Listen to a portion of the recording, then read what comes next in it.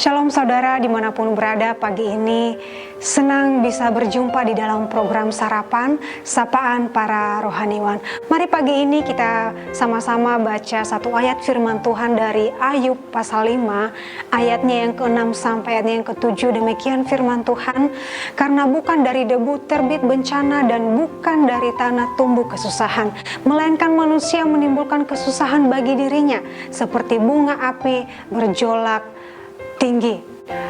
Saudara yang terkasih, ketika seorang sahabat, saudara atau teman sedang mengalami penderitaan, keterpurukan, kita suka datang memberikan wejangan, nasihat, menghibur, menguatkan dan lain sebagainya. Seperti itu juga yang dilakukan oleh saudara-saudaranya Ayub yang bernama Elifas. Itu kita bisa baca dari pasalnya yang ke-4 sampai pasal 5 di dalam kitab Ayub, dan itulah yang dilakukan oleh sahabat-sahabat Ayub yang bernama Elifas. Ia mengingatkan sahabatnya Ayub yang tengah mengalami penderitaan bahwa Allah adalah Bapa yang baik yang akan membimbing anak-anaknya. Tidak ada yang dapat diandalkan di luar Allah.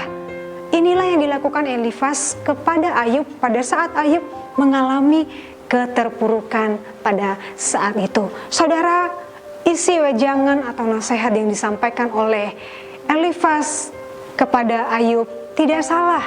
Tidak salah juga Elifas mengingatkan janji pemulihan dari Allah kepada orang yang tengah mengalami pergumulan atau penderitaan. Karena Ayub pun bukan manusia yang sempurna. Ia perlu didukung, perlu diingatkan, perlu dikuatkan, atau perlu dihibur. Namun sayangnya Elifas bertindak layaknya pribadi yang paling sempurna, paling tahu apa yang sedang dialami oleh Ayub pada saat itu. Wejangannya lebih mengarah kepada penghakiman. Elifas menekankan bahwa sekalipun Ayub beriman kepada Allah, ia tetaplah berdosa. Karena itu kesukaran yang dialami oleh Ayub timbul sebagai buah dari dosanya sendiri. Ketika seorang saudara atau orang di sekitar kita mengalami penderitaan, tidak jarang kita menempatkan diri di posisi Elifas. Maksud hati memberi penghiburan, menguatkan dan lain sebagainya. Namun cara kita kebablasan dengan melakukan penghakiman, menghakimi. Kita merasa sempurna dan menganggap mereka yang sedang dalam penderitaan sebagai objek yang pantas untuk digurui. Padahal penderitaan tidak selamanya karena dosa. Tidak menutup kemungkinan hal itu terjadi karena berbagai faktor lain. Mungkin juga itu karena Tuhan izinkan terjadi dalam kehidupan seseorang.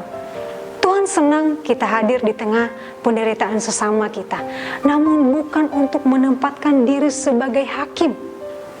Untuk itu, jadikan kehadiran kita jadi penghibur dan yang menguatkan, bukan malah menghakimi.